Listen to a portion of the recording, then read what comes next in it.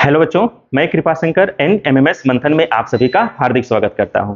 प्यारे बच्चों, आज की हमारी जो क्लास होने वाली है वो फिजिक्स पर आधारित यानी भौतिक विज्ञान पर आधारित होने वाली है। बहुत ही इंपॉर्टेंट क्लास है। पूरे भौतिक विज्ञान की एक अंडरस्टैंडिंग आज इस क्लास से आपको मिल जाएगी। इस वीडियो को आप अंत तक अवश्य देखिएगा ताकि आपको फिजिक्स का जो फंडामेंटल चीजें हैं वो आपको समझ में आ जाए, ताकि आप आगे जितने भी क्लासेस होंगी वो बहुत बेहतर समझ पाएंगे।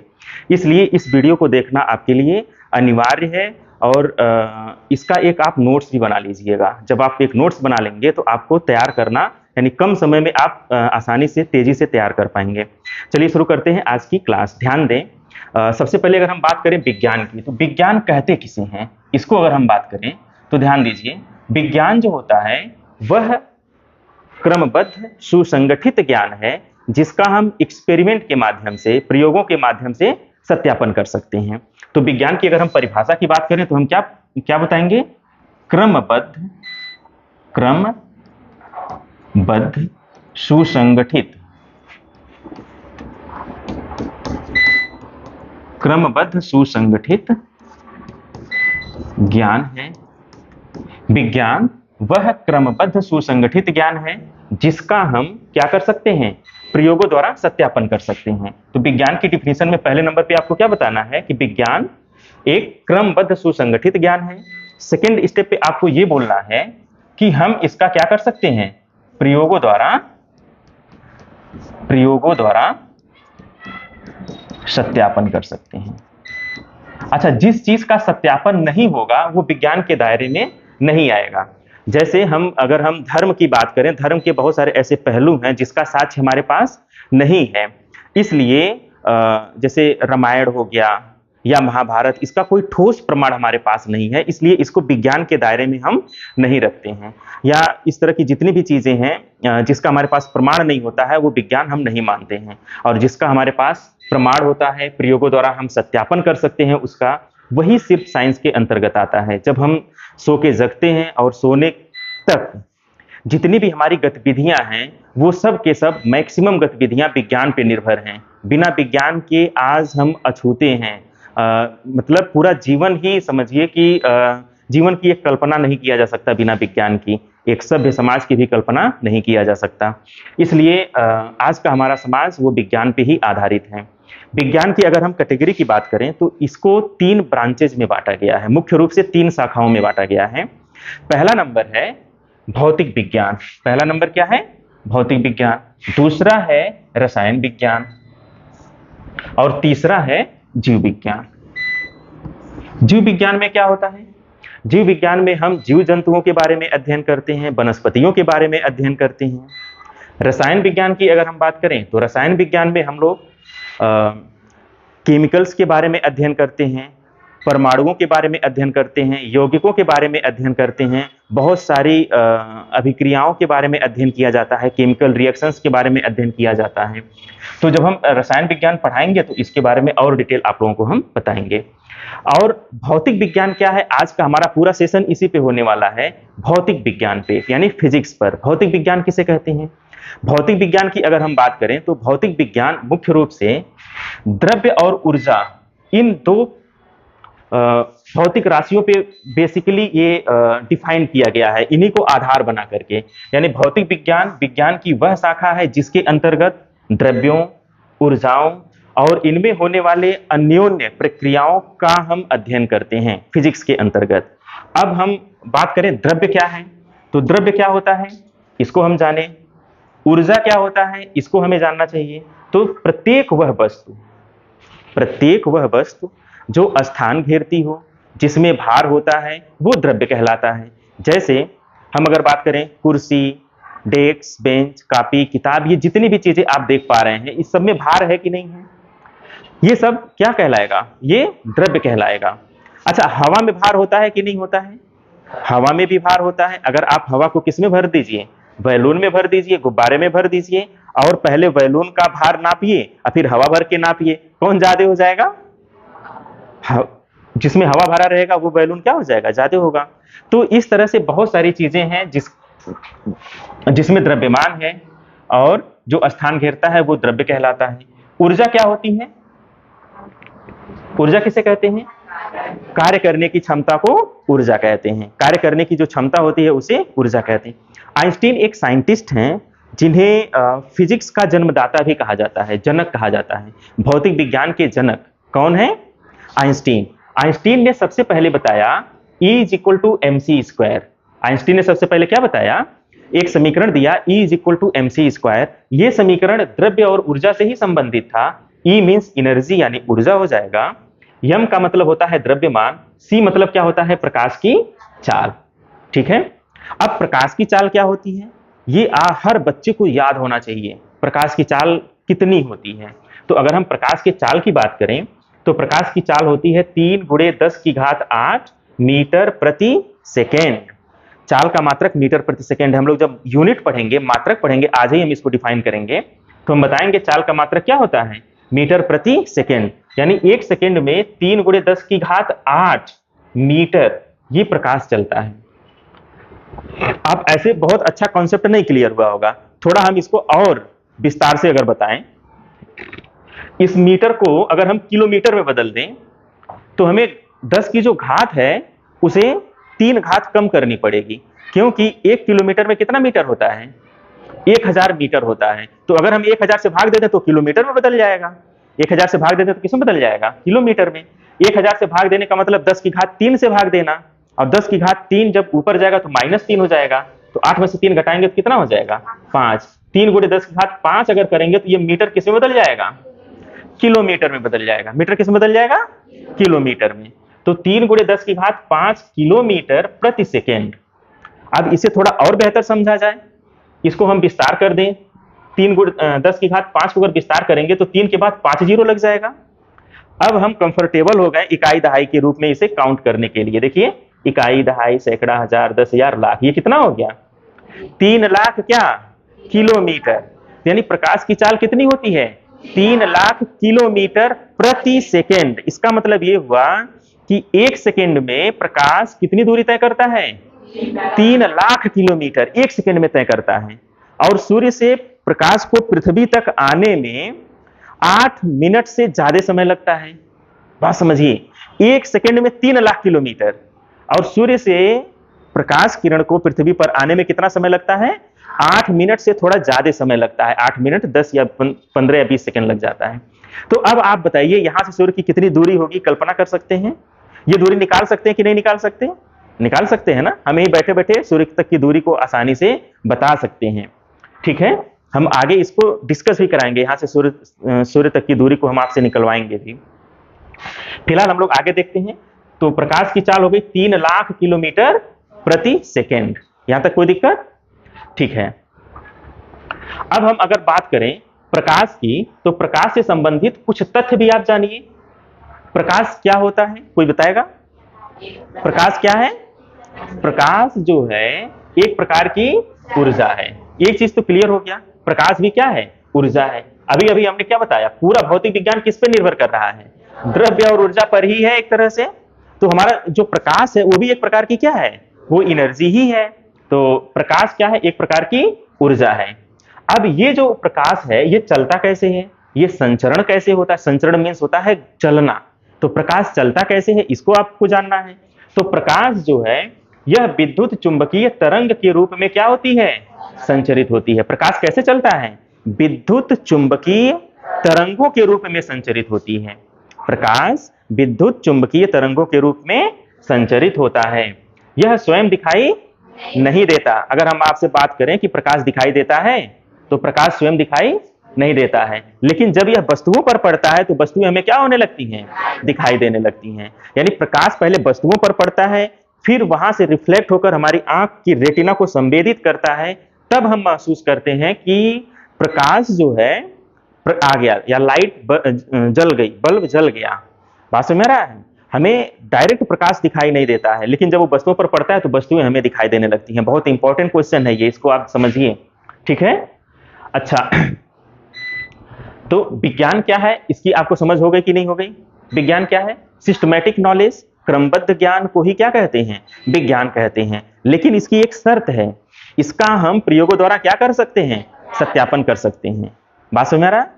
कोई भी ऐसी चीज जिसका हम सत्यापन नहीं कर सकते, क्या वो विज्ञान के दायरे में आएगा? नहीं आ सकता है। अब बिल्कुल क्लियर हो गया आपको। और विज्ञान की कितनी ब्रांचेज हैं, कितनी शाखाएं हैं? मुख्य रूप से 3 शाखाएं हैं, भौतिक विज्ञान, रसायन विज्ञान और जीव विज्ञान। जीव विज्ञान में क्या अध्ययन करते हैं, रसायन विज्ञान में क्या अध्ययन करते हैं, भौतिक विज्ञान में क्या अध्ययन करते हैं, बिल्कुल क्लियर आपको पता होना चाहिए। आइंस्टीन जो आधुनिक भौतिक के क्या हैं, जनक हैं। आइंस्टीन एक साइंटिस्ट हैं जो आधुनिक फिजिक्स के क्या हैं, जनक हैं। इन्होंने कौन सा समीकरण दिया था? E is equal to mc²। E क्या है? ऊर्जा है। M क्या है? द्रव्यमान। C क्या है? प्रकाश की चाल। प्रकाश की चाल कितनी होती है? 3 लाख किलोमीटर प्रति सेकंड होती है। ठीक है ना? प्रकाश के बारे में हम लोग थोड़ा सा डिस्कस कर लिए हैं। अच्छा, प्रकाश का तरंगदैर्ध्य परिसर कोई बताएगा?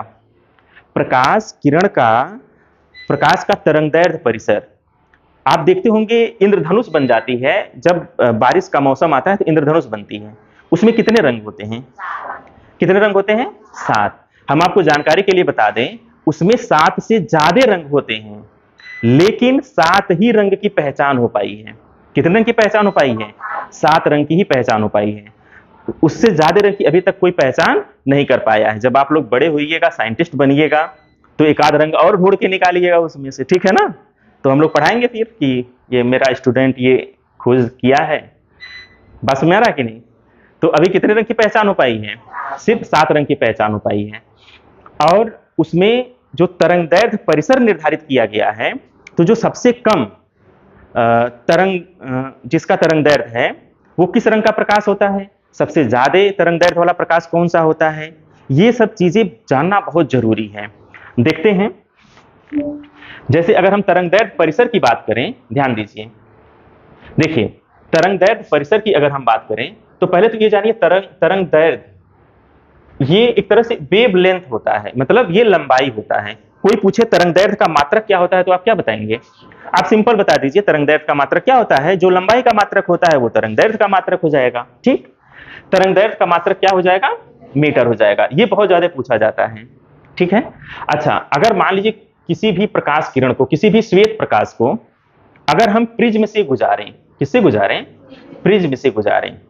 ठीक, तो आप देखेंगे कोई भी श्वेत प्रकाश आधार के यहां समांतर हो जाएगी। कोई भी श्वेत प्रकाश क्या हो जाएगा? प्रिज्म के आधार के समांतर हो जाएगी। और जब ये बाहर निकलेगा तो ये 7 रंग में विभाजित हो जाएगा। सबसे जो नीचे रंग है वो क्या है? V वायलेट, फिर I Indigo, blue, B blue, G green, Y yellow, O orange और R रेड। ये देखिए हम इसको कलर वाइज दिखा भी दिए हैं। आपको समझ में आ गया? ये चीज आपको जानना जरूरी है, जिसे विबज्योर कहते हैं। क्या कहते हैं? विबज्योर। ये आप याद रखिएगा, विबज्योर, VIBGYOR। याद रहेगा कि नहीं रहेगा? VIBGYOR। इसी हिसाब से आप इसके कलर को निर्धारित कर सकते हैं। सबसे नीचे कौन सा कलर होता है? यानी सबसे नीचे है, यानी कि सबसे ज्यादा विचलन किसमें हुआ होगा? बैगनी में हुआ होगा, वायलेट में हुआ होगा सबसे ज्यादा विचलन, तभी तो सबसे नीचे है। सबसे कम विचलन किसमें हुआ होगा? आर में सबसे कम विचलन हुआ होगा। लेकिन अगर हम तरंगदैर्ध्य की बात करें तो बैगनी का जो तरंगदैर्ध्य परिसर है वह 3900 एंगस्ट्राम है। कितना है? 3900 एंगस्ट्राम। और अगर हम लाल रंग की बात करें तो लाल रंग के प्रकाश का जो तरंगदैर्ध्य है वो कितना है? 7800 एंगस्ट्राम। और इसी के बीच में सारे प्रकाश के रंगों का तरंगदैर्ध्य परिसर आ जाता है। तो सबसे ज्यादा तरंगदैर्ध्य किसका हो गया? लाल रंग के प्रकाश का हो गया। सबसे कम तरंगदैर्ध्य किसका हो गया? बैगनी रंग के प्रकाश का हो गया। बात समझ में आ रहा? अच्छा, इससे इसका इफेक्ट क्या होता है? जैसे मान ली तरंगदैर्ध्य ज्यादा है, इससे क्या मतलब क्या हो जाएगा कि तरंगदैर्ध्य ज्यादा है? आप देखते होंगे कि जब ट्रेन आती है तो अगर लाल सिग्नल दिखता है तो वो रुक जाती है कि नहीं रुक जाती है? या आप कहीं जा रहे हैं जहां पे भी सिग्नल लगा रहता है, रेड सिग्नल पे आप आगे बढ़ते हैं? नहीं बढ़ते हैं। तो जो खतरे का सिग्नल होता है वो क्या होता है? लाल होता है। कभी आपने सोचा कि खतरे का सिग्नल लाल क्यों होता है? कभी आपने ये बात सोचा कि खतरे का सिग्नल लाल क्यों होता है? देखिए, यही वजह है खतरे का सिग्नल लाल होने का, क्योंकि इसका तरंगदैर्ध्य क्या होता है? लाल रंग के प्रकाश का तरंगदैर्ध्य सबसे ज्यादा होता है, इसलिए ये दूर से ही दिख जाती है। इसलिए क्या होता है? दूर से ही दिख जाती है। तो लाल रंग का प्रकाश दूर से ही दिख जाता है, इसलिए खतरे का सिग्नल क्या हो जाता है?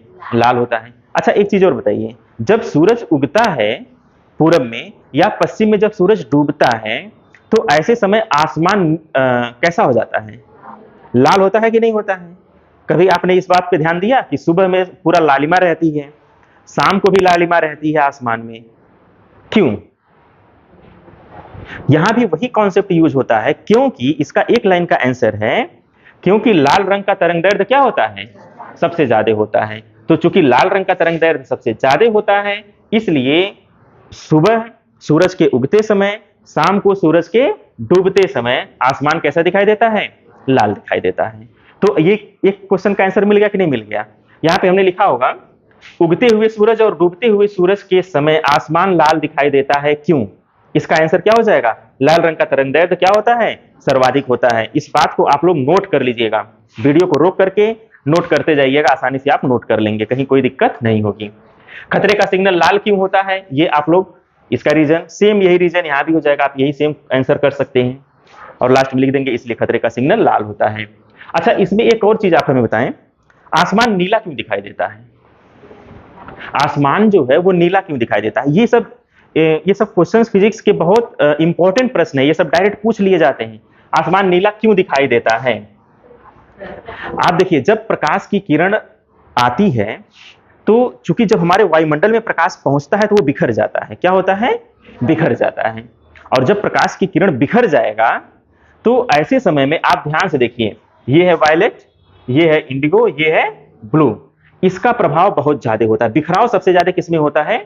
नीले रंग के प्रकाश में बिखराव सबसे ज्यादा होता है। जैसे मान लीजिए सभी प्रकाश आए और एक जगह आकर के तुरंत बिखर जाएं, तो ऐसे समय में बिखराव सबसे ज्यादा किसका होगा?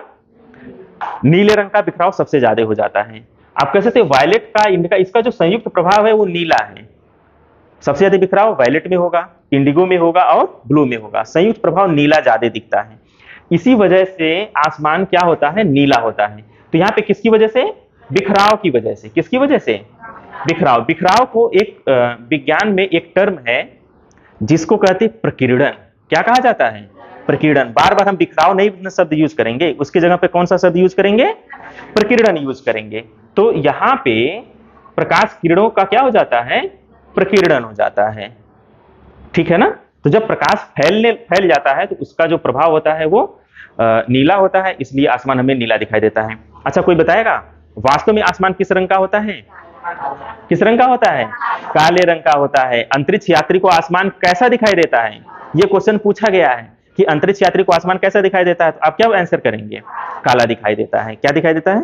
तब आप नीला नहीं लगाएंगे। अंतरिक्ष यात्री है ना, हमारे वायुमंडल से ऊपर जब वो जाएगा तो उसको आसमान कैसा दिखाई देगा? और हमारे वायुमंडल के नीचे यानी पृथ्वी से जब हम लोग देखते हैं तब आसमान नीला दिखाई देता है। वास्तव में आसमान काला ही है, ठीक है ना?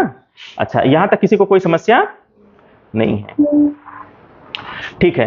अब कुछ छोटी छोटी चीजें हैं प्रकाश का परावर्तन। यह जब हम प्रकाश वाला चैप्टर पढ़ाएंगे तो उसमें बहुत डिटेल आप लोगों को बताएंगे कि प्रकाश का परावर्तन क्या है, ठीक है ना? और इससे संबंधित कुछ क्वेश्चंस को हम आप लोगों को आगे करवाएंगे, अभी नहीं यहाँ पे करवाते हैं, ठीक है ना? अब जो है इसके आगे नेक्स्ट कि जो फंडामेंटल राशि है वो क्या होती है? मूल राशि। फंडामेंटल राशि या मूल राशि क्या होती है? आप खूब ध्यान से देखिए, सिर्फ सुनते जाइए, आपका काम बहुत आसान हो जाएगा। जैसे मूल राशियां क्या होती हैं? मूल राशियां, अगर हम मूल राशियां की बात करें तो एक ऐसी राशि जो किसी अन्य राशि पर निर्भर ना करे। जैसे हम किसी चीज की लंबाई अगर नापते हैं तो क्या वह लंबाई किसी अन्य जगह जाएंगे वो बदल जाएगा?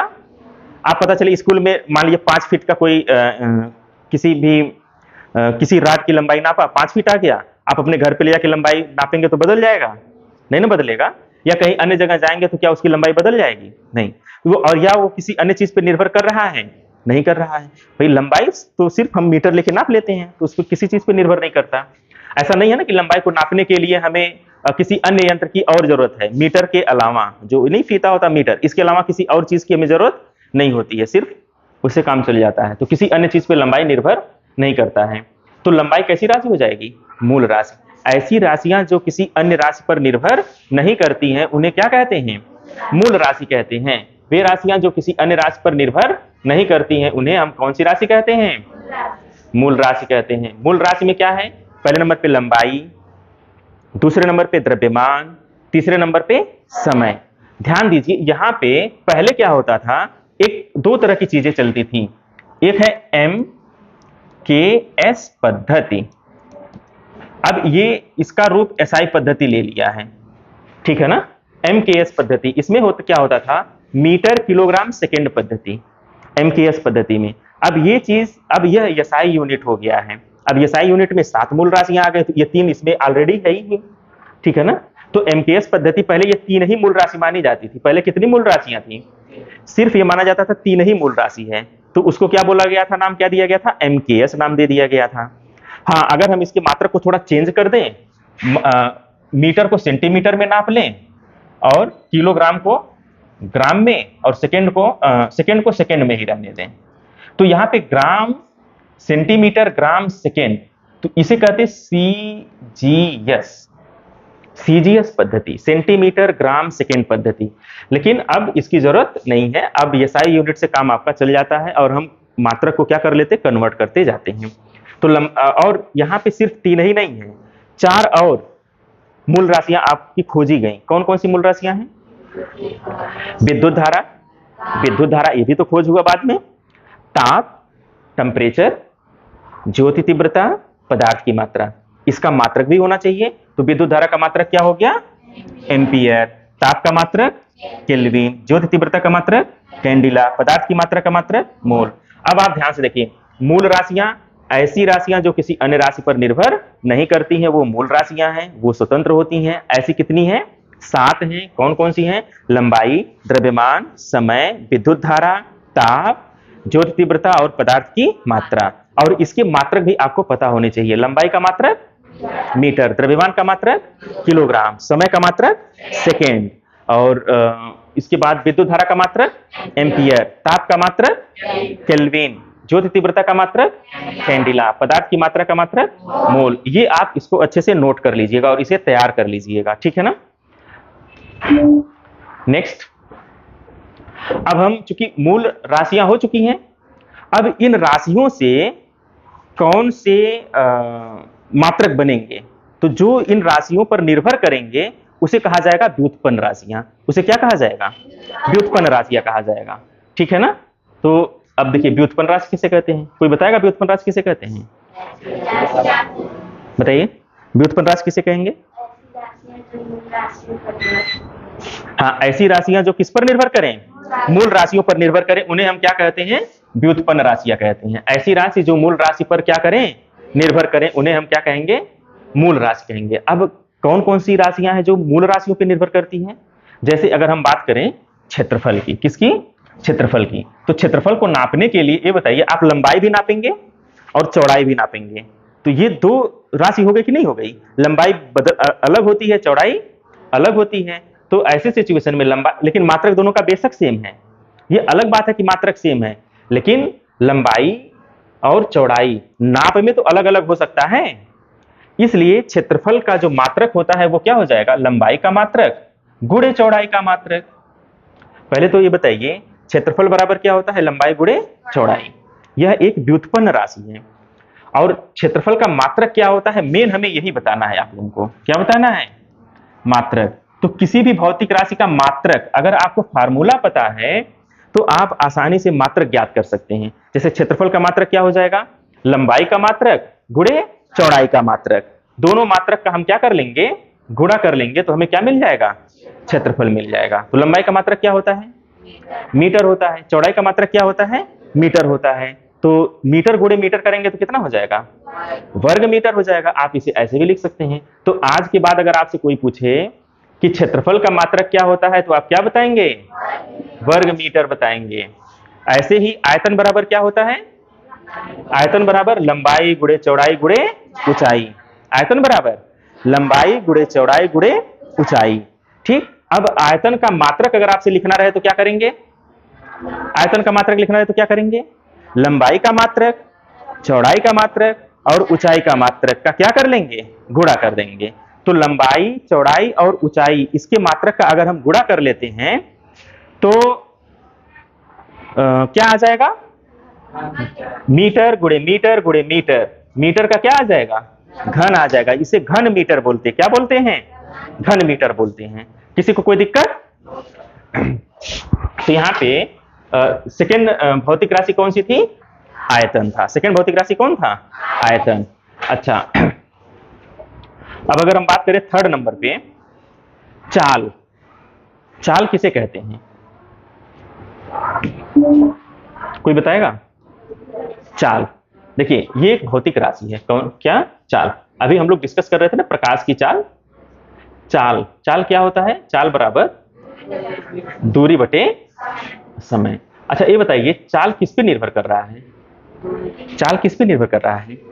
दूरी पे निर्भर कर रहा है। और किस पे निर्भर कर रहा है? समय पे। जैसे मान लीजिए आप अपने विद्यालय से आप शहर जा रहे हैं, ठीक? आप यहां से कहां जा रहे हैं? शहर। और शहर की दूरी 40 किलोमीटर है। तो सपोज अगर आप 1 घंटा लगा दिए जाने में, तो आपकी चाल क्या हो जाएगी? 40 किलोमीटर तय किए कितने देर में? 1 घंटे में। तो आपकी जो चाल है 40 किलोमीटर प्रति घंटा। पास में रहा?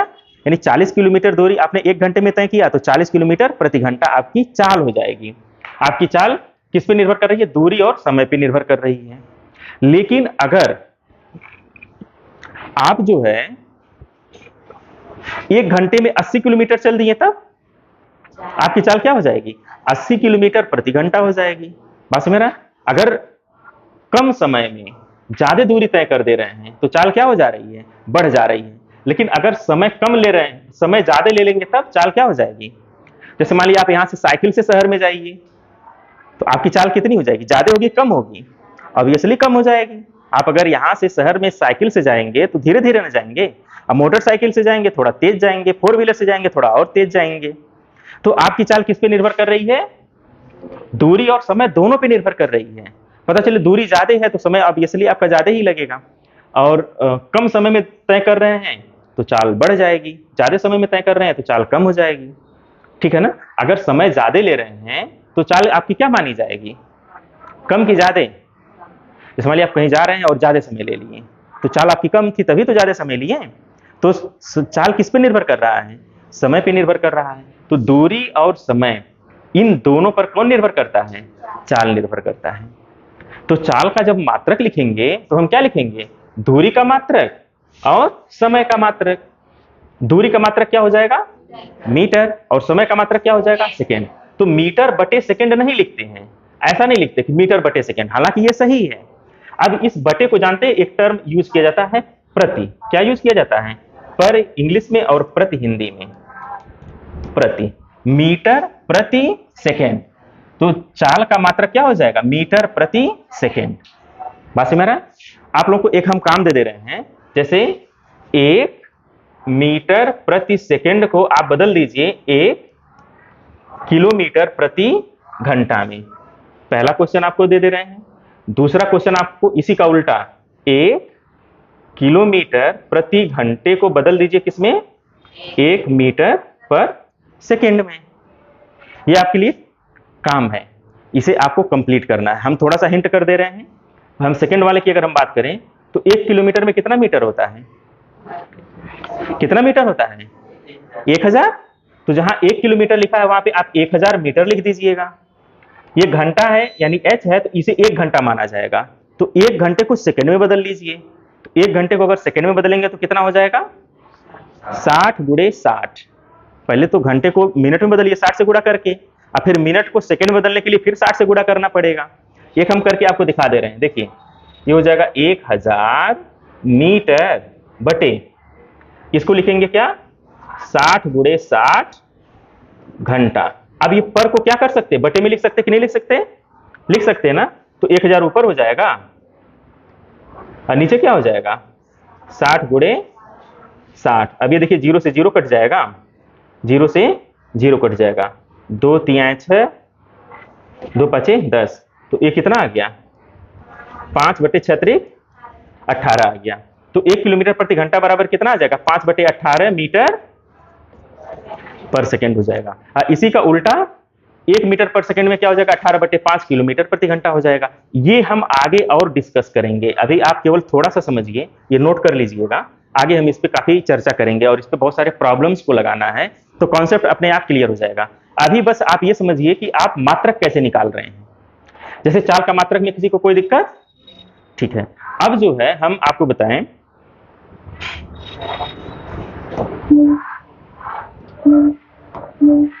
विस्थापन क्या होता है। क्या चीज? विस्थापन। ये बहुत इंपॉर्टेंट टॉपिक है, विस्थापन।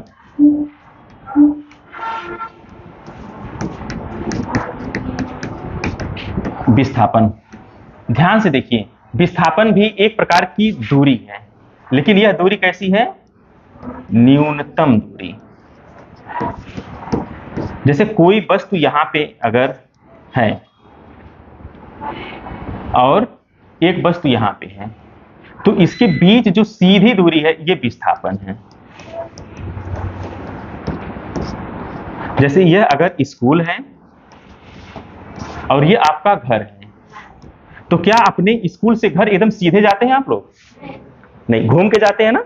आपका जो रास्ता है वो ऐसे है, ऐसे जाएंगे, यहाँ जाएंगे, थोड़ा बहुत दोस्त के वहां रुक जाएंगे, फिर आगे बढ़ेंगे। हाँ, ऐसे ऐसे करके आप घूमते घामते अपने जो रूट बना है उस हिसाब से अपने घर पहुंच जाएंगे। अब ये जो आप तय कर रहे हैं ना जिगजैग, ये है दूरी, ये क्या है? लेकिन अगर हम विस्थापन की बात करें तो दो पॉइंट, एक ये और एक आपका घर, इसके बीच में ठीक, यानी यहां से यहां के बीच में जो न्यूनतम दूरी है वो विस्थापन कहलाएगा। तो बिल्कुल सीध में। अब आप समझ में आ गया? तो विस्थापन में दिशा होती है। विस्थापन में क्या होती है? दिशा होती है। और यहां दूरी में दिशा नहीं होती है। अब चूंकि इसमें दिशा होती है, इसमें परिमाण भी है, कुछ दूरी तो होगी ना, 5 किलोमीटर, 3 किलोमीटर, 2 किलोमीटर, तो इसमें दिशा भी है, परिमाण भी है। इसलिए इसे कहा गया, विस्थापन को कहा गया सदिश राशि। कैसी राशि कहा गया? सदिश राशि। तो विस्थापन कैसी राशि हो गई? सदिश राशि। अभी तक हम लोगों ने क्या देखा? अभी तक हम लोगों ने चाल के बारे में देखा। अब वेग के बारे में आप देखिए, वेग क्या है? वेग कोई बताएगा वेग क्या होता है? वेग इज इक्वल टू क्या होता है? विस्थापन बटे समय। अब आप हमें बताएं, विस्थापन क्या है? दूरी ही तो है, न्यूनतम दूरी है, लेकिन वो एक तरह का दूरी ही है। विस्थापन भी दूरी है, तो इसका मात्रक क्या हो जाएगा? मीटर हो जाएगा। तो विस्थापन का मात्रक मीटर, बटे को क्या लिखते हैं? प्रति, और समय का मात्रक सेकेंड। तो वेग का मात्रक क्या हो जाएगा? मीटर प्रति सेकेंड। बिल्कुल क्लियर हुआ कि नहीं? अब ऐसी कौन सी दो भौतिक राशियां हैं जिनके मात्रक समान हैं? चाल और वेग। एकदम इस चीज को नोट करिएगा, क्वेश्चन पूछा हुआ है। ऐसी कौन सी दो भौतिक राशियां हैं जिनके मात्रक बराबर हैं? तो आप अपने दिमाग में बैठा लीजिए, चाल का भी मात्रक मीटर प्रति सेकेंड था, वेग का भी मात्रक मीटर प्रति सेकेंड है। अच्छा, दोनों में डिफरेंस क्या है? दोनों में डिफरेंस क्या है? चाल अदिश राशि है और जबकि वेग कैसी राशि है? सदिश राशि है। सदिश राशि क्यों है? क्योंकि विस्थापन जो है वो सदिश राशि है।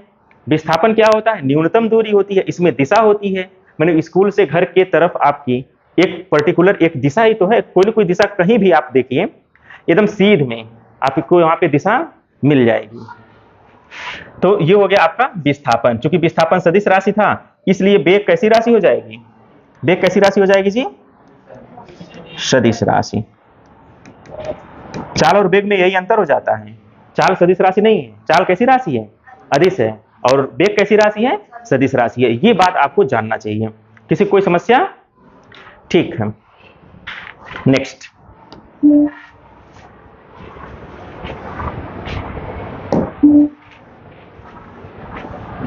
अच्छा, वेग से क्या बनता है?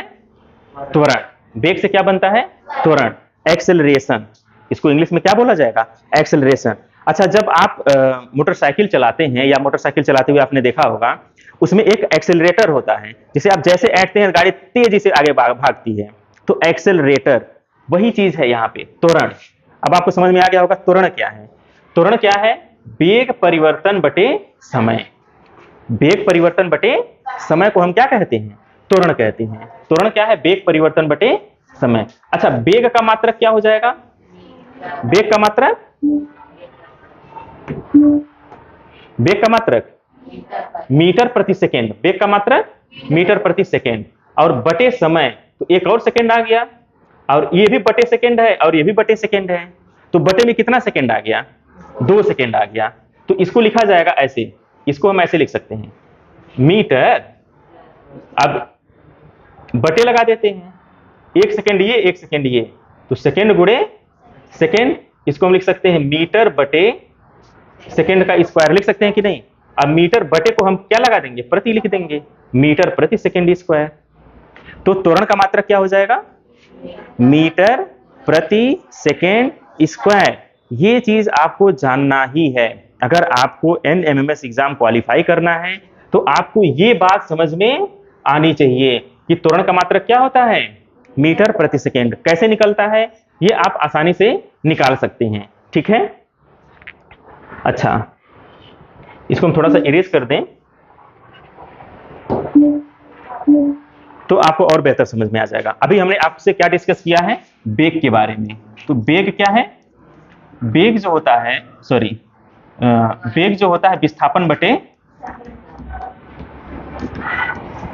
बटे समय। उसके बाद हमने आपको बताया त्वरण। त्वरण क्या होता है? वेग परिवर्तन बटे, इसमें किसी को कोई दिक्कत? अब इसके बाद इसका हम मात्रक की बात कर रहे थे, तो वेग का मात्रक क्या होता है? मीटर पर सेकेंड, और ये देखो बटे सेकेंड, एक और सेकेंड आ गया, इसलिए क्या हो जाएगा? सेकेंड स्क्वायर हो जाएगा। आप सिर्फ समझे रहेंगे तो आपको याद नहीं करना पड़ेगा, नहीं समझे रहेंगे तब आपको याद करना पड़ेगा। तो ये हो जाएगा मीटर पर सेकेंड स्क्वायर, ये क्या हो जाएगा? त्वरण का मात्रक हो जाएगा। यहां तक कोई दिक्कत? अब हम बात करते हैं बल की। किसकी बात करेंगे? बल की, फोर्स की। बल क्या होता है? फोर्स क्या होता है? ये एक ऐसा धकेल या खिंचाव है। धकेल माने हम इसको धक्का दे दें, खिंचाव यानी कि पुल या पुश।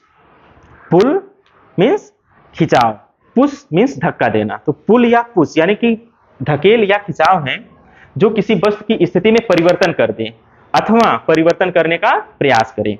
इस डिफिनीशन को आप लिख भी लीजिएगा कि बल वह धकेल या खिंचाव है जो किसी वस्तु की स्थिति में परिवर्तन कर दे या परिवर्तन करने का प्रयास करे। जैसे बहुत सिंपल सी बात है, अगर हम इस पे धक्का लगाएं तो ऐसा नहीं है कि ये बोर्ड जो है पीछे खिसक जाएगा, ऐसा है क्या? वो बोर्ड वहीं पे रहेगा। लेकिन हमने प्रयास किया तो इसमें ऐसा भी हो सकता था, वो टूट भी सकता था, पीछे खिसक भी सकता था, नहीं भी खिसक सकता था। तो बल वह धकेल या खिंचाव है जो किसी वस्तु की स्थिति में परिवर्तन कर दे या करने का प्रयास करे। दीवार को धक्का लगाएंगे तो क्या दीवार गिर जाएगी? लेकिन आपने प्रयास किया तो वो बल के दायरे में आ जाएगा। तो बल क्या होता है? बल द्रव्यमान, ध्यान दीजिएगा, द्रव्यमान गुणे त्वरण। अगर हम बल की बात करें तो बल क्या होता है? द्रव्यमान गुणे त्वरण। बल यानी फोर्स होता है, इसलिए F द्रव्यमान m गुणे a मीन्स त्वरण। त्वरण को किससे लिखते हैं? a से दर्शाते हैं। त्वरण को किससे दर्शाते हैं? a से दर्शाते हैं। तो बल इज इक्वल टू क्या हो जाएगा? ma। बल का मात्रक क्या होगा? बल के मात्रक की अगर हम बात करें तो बल का मात्रक क्या हो जाएगा? बल का मात्रक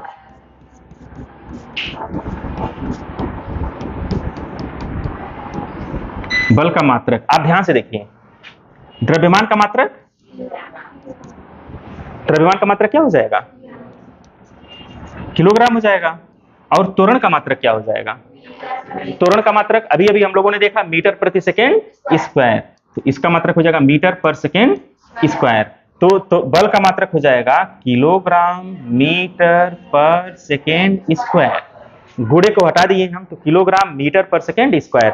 अब आप ध्यान से देखिए, न्यूटन एक साइंटिस्ट थे, महान वैज्ञानिक न्यूटन, जिनके नाम पर यानी उनके सम्मान में, उनके नाम पर बल का जो मात्रक है उसे क्या नाम दे दिया गया? न्यूटन। बल का मात्रक क्या हो जाएगा? न्यूटन। तो जिसे न्यूटन कहते हैं। अब आपको समझ में आ गया होगा कि किलोग्राम मीटर पर सेकेंड स्क्वायर, इसी को क्या कहा जाता है? इसी को न्यूटन कहा जाता है। इसी को क्या कहा जाता है? न्यूटन कहा जाता है। किसी को कोई समस्या? अच्छा, अगर हम मान लीजिए किलोग्राम को ग्राम में बदल दें, मीटर को सेंटीमीटर में बदल दें, तो क्या होगा? जरा यहाँ पे एक चीज और ध्यान से देखिए, अगर हम क्या कर दें, बल के मात्रक को ही